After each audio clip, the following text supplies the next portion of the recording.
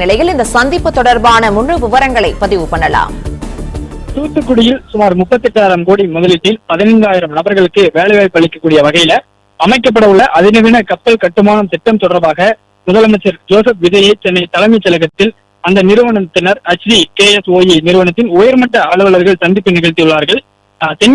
தென்கொரியாவை தலைமையிடமாக கொண்டு இயங்கக்கூடிய HD ஹுண்டாய் நிறுவனம் உலகின் மிகப்பெரிய கப்பல் கட்டுமான நிறுவனங்களில் ஒன்று.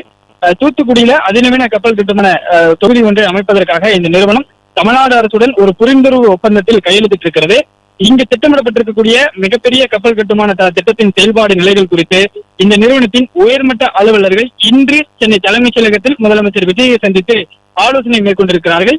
ஏற்கனவே தொழில்துறை அமைச்சர் கீர்த்தனா தென்கொரியாவிற்கு சென்று அந்த நிறுவனத்துடைய உயர் அதிகாரிகளை தென்கொரியாவில் சந்தித்து பேசியிருந்தார். இந்நிலையில்தான் அந்த நிறுவனத்தின் உயர்மட்ட அதிகாரிகள் இன்று சென்னை தலைமைச் செயலகத்தில் முதலமைச்சரை பேசியிருக்கிறார்கள். இதன் மூலமாக இந்த புதிதாக உருவாக இருக்கக்கூடிய கப்பல் கட்டுமான திட்டத்துல சுமார் 38,000 கோடி முதலீடு செய்யக்கூடிய வகையில புரிந்துணர்வு ஒப்பந்தம் மேற்கொள்ளப்பட்டிருப்பதாகவும் இத்திட்டத்தின் மூலம் சுமார் 15,000 நபர்களுக்கு நேரடியாக வேலைவாய்ப்புகள் உருவாக்கக்கூடிய வாய்ப்பு இருப்பதாகவும் தெரிவித்திருக்கிறார்கள்.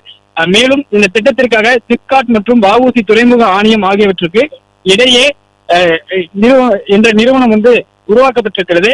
இக்கப்பல் கட்டுமான தொகுதியை நிறுவுவதற்காக முதல் கொள்கை அளவிலான ஒப்புதலை இந்திய அரசின் கப்பல் போக்குவரத்து இயக்குநரகத்திடம் இருந்து இந்த நிறுவனம் பெற்றிருப்பதாகவும் தெரிவிக்கப்பட்டிருக்கிறது.